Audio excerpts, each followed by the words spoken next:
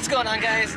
Today we are out here at LACR to ride some Yamahas, some tuning forks, some blue bikes, Simi Valley Cycles, and Yamaha. Brought out a bunch of Yamahas to ride. We're going to ride a 125, a 250 two-stroke, 254 stroke, and a YZ 450. I believe the three smaller bikes are all 19s. This should be fun. I have never ridden a big bike Yamaha yet, so this is going to be interesting to say the least. And see how it goes. For each ride, I'll do a little recap of what I thought, and I'll go from there.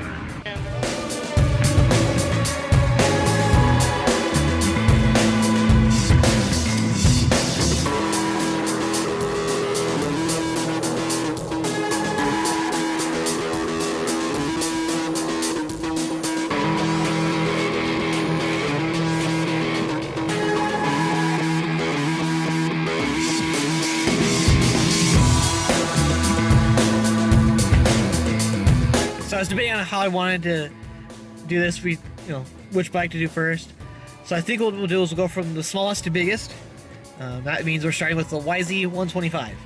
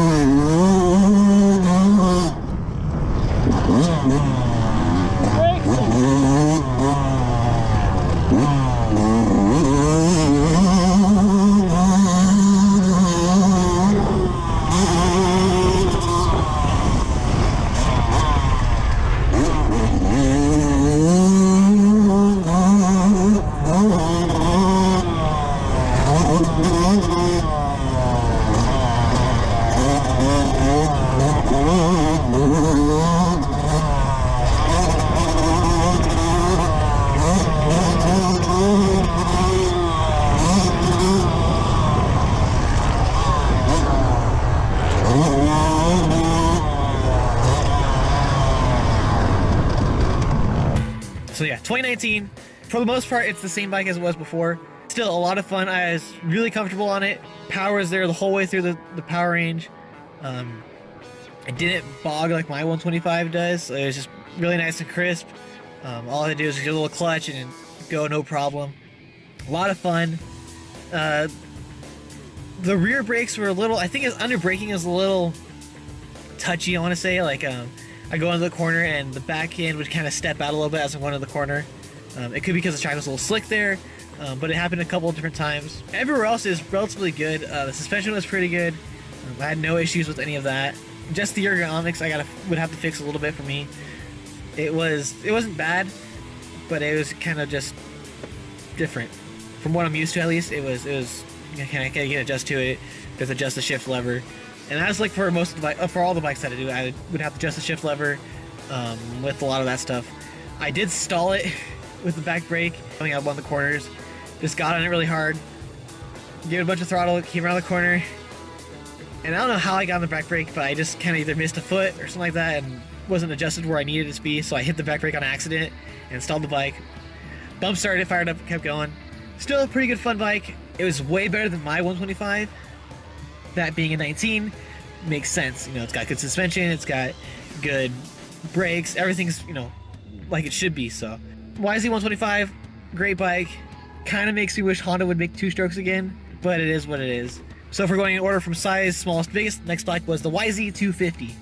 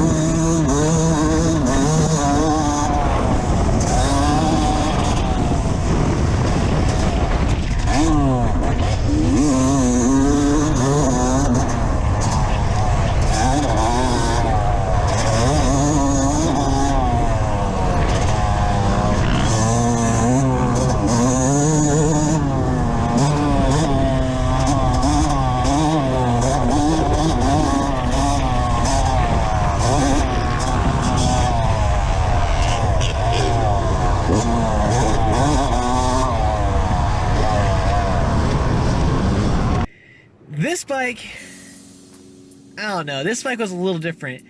Yeah, that being it's a 250, has a lot more mass, it's got a lot more vibrations. Like the 125, I didn't have any problems as far as vibrations with the bike or anything like that. This 250, on the other hand, had a lot of vibrations as far as just with the handlebars and stuff like that. I wasn't all that comfortable on it because of that, but still I kind of the same issue with the back brake kind of stepping out a little bit. It was still fun as far as that goes. It turned really well, just like the 125 is light and nimble. I could turn it really good. It was just that being so much power, I guess. It wasn't like what I was used to. And then that being with the, it's being a 252 stroke, it's got all that power with the power band. And yeah, the only problem I had with it was the vibrations of it. I mean, it's a 2-stroke, so I wouldn't expect that, you know what I mean? But it was just something that I wasn't ready for. Especially when I rode the KTM 2-strokes, I didn't have that problem. And even with the 125s, I didn't have that problem with any of the 125s. So compared to like the older KTM 2-stroke I rode a couple years ago, this one had a lot more vibrations it vibrated my hands a lot more than other models. Even my 125 will do it, but not nearly as bad as this 250 did. So that was the only off-putting thing with it. Everything else was still pretty good. The suspension was great. It turned and handled. The ergonomics, exact same thing. I'd have to adjust it a little bit for myself, but other than that, it was still a pretty damn good bike. I didn't have as much fun on it as I did with the 125, but with some practice, with some time, I probably could have just as much fun on it with any other bikes. So the next bike was the YZ250F. Alright, this one's got 2 maps on it. So button off is kind of the slower, more smooth map. Fire it up for me and I'll show you. Right now it's on the smoother map. Light on, that's a little more aggressive map, a little more power. So you can play with a couple different maps when you're out there. Okay, go. Relax.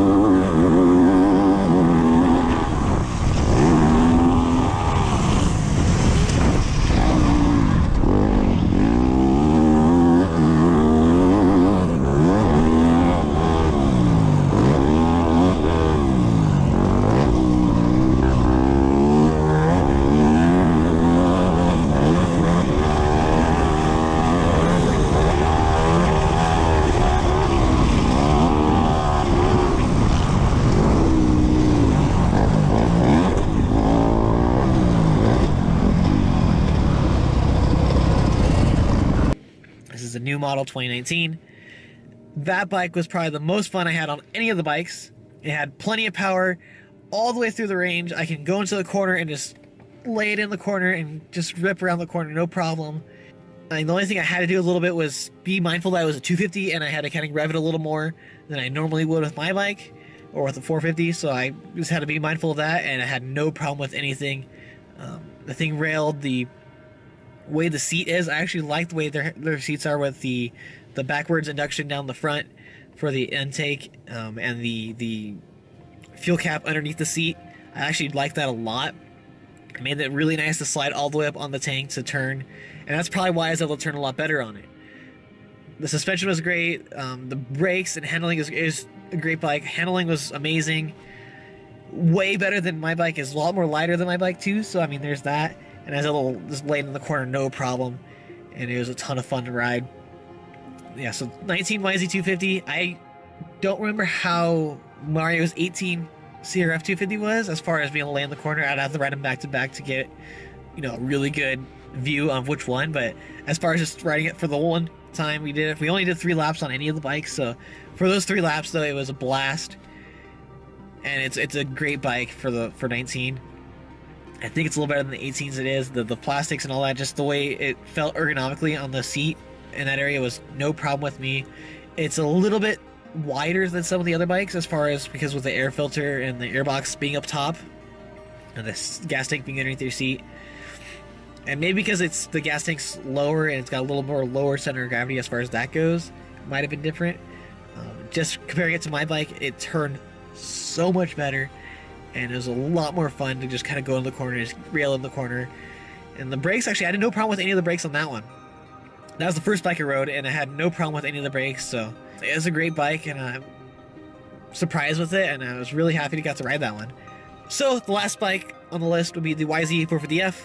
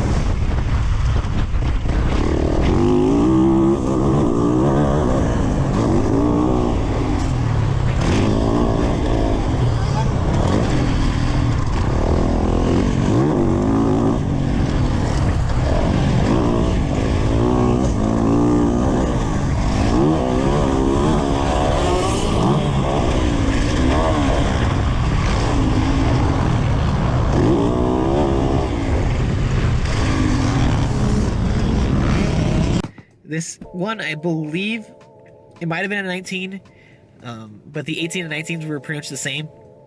So either way, it still had the newer plastics and stuff like that. Same thing, seat ergonomics was great. The with all the bikes, the handlebars I could have done a little bit better on, as far as higher up on. But that was no problem. It had a ton of power. Same thing with like the 250, I can go in the corner.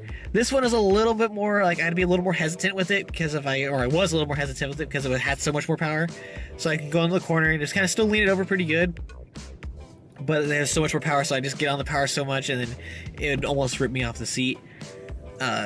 Compared to all the other bikes, or especially my bike or even Dane's 450, their seats were not harder per se, but it was just a little bit more slick, I guess. Their seat covers aren't as grippy as like say mine is or some of the other ones, which is an easy fix for anything.